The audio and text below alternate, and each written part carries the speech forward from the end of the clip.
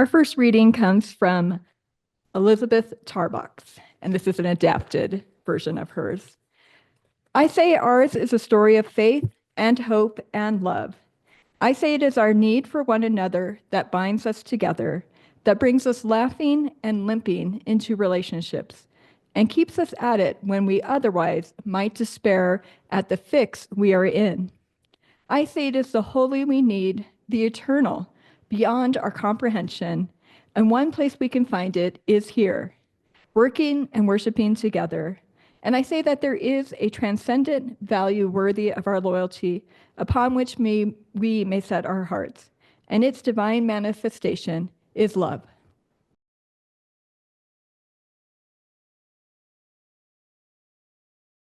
Our second reading this morning comes to us from Rebecca Ann Parker.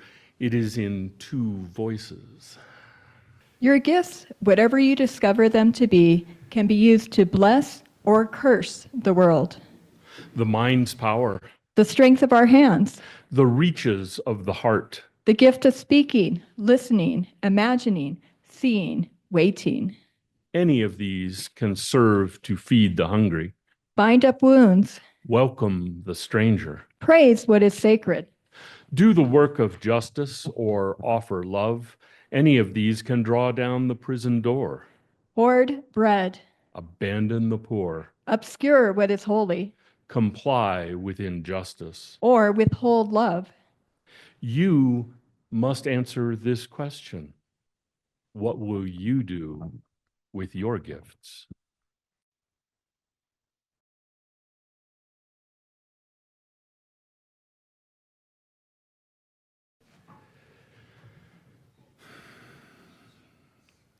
Unitarian Universalists are not much for the sacred, for the holy. Or so you might think by the fact that we don't officially identify any Unitarian Universalist holy places, nor any UU saints, nor for that matter do we really have any distinct Unitarian Universalist holy days. Nor for all the people who we hold up as iconic and heroic and saintly do we make saints. Which is kind of funny, really, because we recognize and admire so many saintly people. We seek to emulate them. King, for example, or the Dalai Lama, Desmond Tutu, just to name a few. Perhaps, given all that we've seen over the past 3 years and the last couple days, Zelensky may be one of those saints. One of the really old school ones, the warrior saints who saved their nations. In part, I think it's because we don't have any custom of doing this. We descend from iconoclastic traditions, people suspicious of icons, and how people have used saints and holy places to control and to manipulate people. And we make the mistake, so common everywhere, of imagining that saintly people were or are perfect, flawless, sinless. Their feet don't touch the ground. And we know that no one like that has lived in our times, save perhaps Dolly Parton. King wasn't. Zelensky isn't, I'm sure. I mean, the man's a comedian. But our fear of naming saints is sad because it denies them their humanity. Human beings aren't perfect, ever. We are always, in the words of Ted Lasso, works in progress. I have seen someone refer to the great Unitarian Universalist author, Kurt Vonnegut, as Saint Kurt. Vonnegut would have denied it. He was human after all. He had flaws and he knew it. But he had a tender heart. Some of his more famous words prove it. Hello, babies. Welcome to Earth. It's hot in the summer and cold in the winter. It's round and wet and crowded. On the outside, babies, you've got maybe 100 years here. There's only one rule that I know of, babies. God damn it, you've got to be kind. His eye was sharp and discerning, as sharp and discerning as his tongue and pen. He knew humanity well.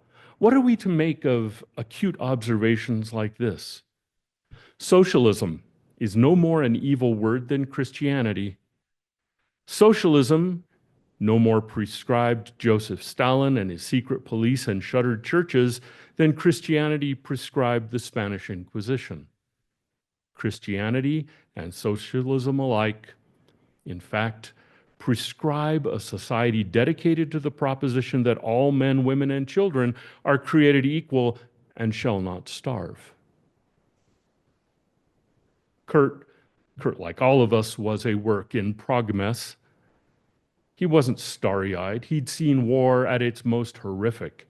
He and some of his fellow captive GIs survived the firebombing of Dresden because they were closed up 60 feet below ground in a meat locker. And after that, they had to help the surviving guards pick through the ruins and the burned corpses of that city. He knew what humans could be. It would have been like Ukrainians picking through their towns and villages, or Palestinians picking through the rubble of Gaza and now the West Bank. Saints are not comfortable or convenient or nice. They trouble and they discomfit us when they're alive.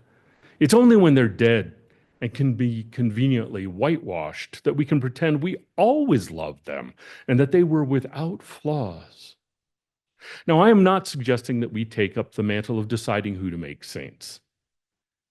I'm only saying that in our era, we have become so afraid, so wary, that we cannot bring ourselves to name them as saints.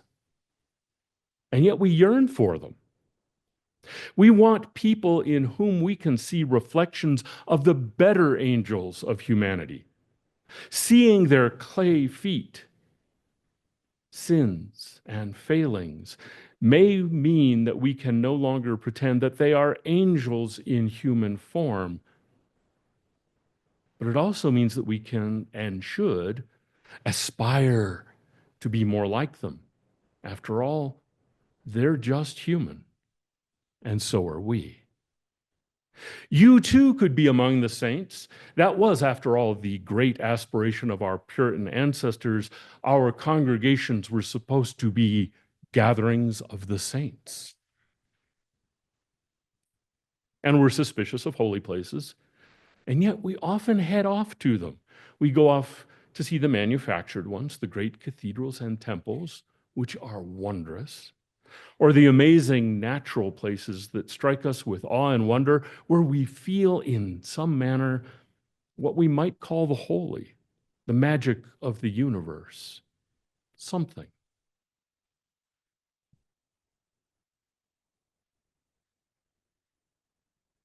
Years ago, I visited a cathedral church. It's long enough ago that I'm no longer certain. I think it was in Vienna.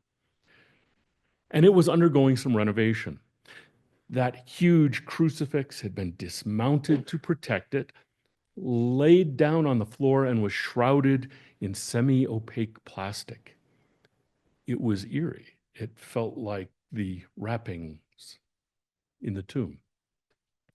And there was this strange feeling in the air. Not just the strange sight, but this feeling in that building, the air seemed to hum.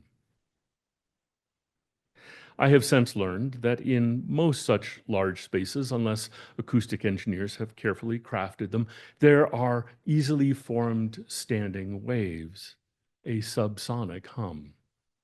The feeling of the air vibrating within that space hadn't been wrong. It was vibrating. And of course, we can dismiss this all now as being a mere physical experience. But I think that when we do that, we miss something. We human beings built these sacred spaces, and the shape and the size of them is kind of consistent. We keep doing these things because, in part, They create those physical experiences that evoke something in us. We want there to be wondrous, magical, otherworldly explanations for our experience of the holy, which is to say, we want there to be really no explanation at all. But I think there is something actually more wondrous in finding that we can sometimes consciously evoke the transcendental experience with a carefully shaped building or a stunning piece of art, which is, after all, what good architecture is. Or music that moves us to tears. Or even a meal that may leave you moaning in delight. These are experiences of the holy.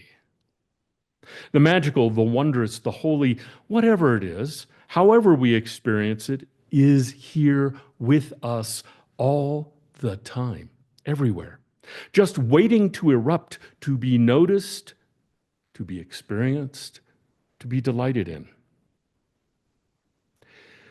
Years ago, I had no use at all for theology. After all, I grew up among agnostic and atheist humanist UUs, and theology was about studying God and worrying issues that sound like how many angels can dance on the head of a pin. The engineers I was surrounded with found that all to be nonsense. I was fortunate in seminary to have to study some theology and to have my notions of it destroyed. The word and the idea of theology predates Christianity. So first, toss all the explicitly Christian walls that you have imagined, been taught, are wrapped around that word. It's ancient. It's a Greek word from a polytheistic society. My professor, Mike Hogue, offered us a larger definition, one that allows us to affirm that, like it or not, everyone has a theology. Some of you may need to take a breath. You have a theology. You may not be clear on what it is, but you have one. Here's that definition. Theology is the study and consideration of that which is of ultimate importance. So what's that, you ask? I don't know. We're Unitarian Universalists. We don't have to agree about such things. We get to decide. In fact, we know and we celebrate that we don't have to agree on this. What you think of is of ultimate importance to you may be God, or it may be human good, or it may be life, or it may be something else. I think that we flirt sometimes with trying for commonality when we assert that love is at the center of our values. Maybe it's love that's the expression of whatever is ultimate importance to you. Don't say that too many times in a row. Maybe love is what's of ultimate importance, or that may be the way it's expressed to you. And we don't need to resolve that here. In fact, we already know that we can't. What we know, however, is that when each of us sits down and weeds through all of this stuff, each of us can come to some expression of what is of ultimate importance. What's of ultimate importance to you? To them? It may well be different. It may change, and that's fine. But it allows us to all reclaim and use that word and understand it better. Theology is applicable to all of us. Any of us can praise what is sacred, do the work of justice, or offer love, draw down the prison door. When you know what you think is of ultimate importance. It helps direct you in what you do with your life. The magical, the wondrous, the sacred dances with us all the time. Sometimes we just have to let it out. The songwriter and musician Pete Meyer, who wrote Blue Boat Home, which is in your teal hymnal, you may not be familiar with it. You may know some of his other work. He also wrote a piece called Everything is Holy Now. He sings of growing up Catholic and as a kid experiencing the holy as something limited, held tightly inside that holy book, scarce like holy water. And then he sings about now he experiences the whole world as holy, birdsong as sung, scripture, and a world so full of holy water that you can drown in it. Because after all, everything is holy now, which is a rather Unitarian Universalist look at things. Perhaps this is why we recoil from making saints and labeling holy places. Everything and everyone and everywhere is holy now, depending on how you look at it. But you still have to look for it. You have to see it. You have to let it out. This place, right here, right now, this is holy ground. And this is a sacred time. And you, all of you, are sacred beings. This is a gathering of the saints. Yes, with flaws and sins and quirks, foibles and clay feet. But the holy is within, and you need to unleash it. In this time when the demonic, life-destroying, love-destroying forces of the world are so apparent, out greedily snatching up what sustains life and beauty and goodness, you need to let out and see and experience the holy, both because you can change the world and because doing so will feed you and give you hope. In this country, we Unitarian Universalists are accustomed to rationalism, and all this talk of the holy may make us break out in hives. We are rationalists to a fault, really. But reason can be as much of a false idol as any other human tool. It is a tool. We can feed in a warped assumption, bad piece of data, and get out hideous and destructive garbage that is, see, reason. In other parts of the world, the United Kingdom, for example, our larger tradition is more open and more comfortable with the mystical, not hostile to reason, but more at ease with both. And mysticism, including particularly personal experience, is a part of our tradition. Our goal is not to hold up the one over the other and not to make false idols of either, but to use them in balance together. Just because something is seen or spoken of as mystical, woo-woo is the technical term, I believe, doesn't mean it's nonsense or garbage or useless. Sometimes it seems beyond our comprehension, but it's real. We've experienced it, whatever it is. Sometimes it's just that we don't understand it. After all, that amazing feeling in that cathedral was no less awe-inspiring just because I know what might have evoked the feeling. The feeling remains real. I can still touch it. It's real. There are parts of reality that we understand that were complete mysteries just decades or centuries ago. And yet, just because we know or think we know how they work or seem to work, doesn't make them any less amazing or marvelous. It's possible our notions around conception, life, and birth will turn out to be as quaint and off base as those of a few centuries ago, and yet birth will remain magical. Or that our grasp of how the universe formed and how it exists will turn out to be as wrong as the heliocentric model of the universe. Dismissing wonder and the experience of it because we think we have good, solid explanations for how something happens is an error. It's still no less wondrous than it was.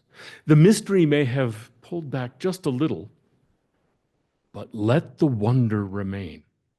And listen to the words of the saints. Use them as guideposts on the way, on your path to discovering your own goodness and saintliness. Here's a little more wisdom from St. Kurt. We could have saved the earth, but we were too damned lazy and cheap. And we are what we pretend to be, so we must be careful about what we pretend to be. We are what we pretend to be, so we must be careful about what we pretend to be. Choose. Choose wisely. May it be so.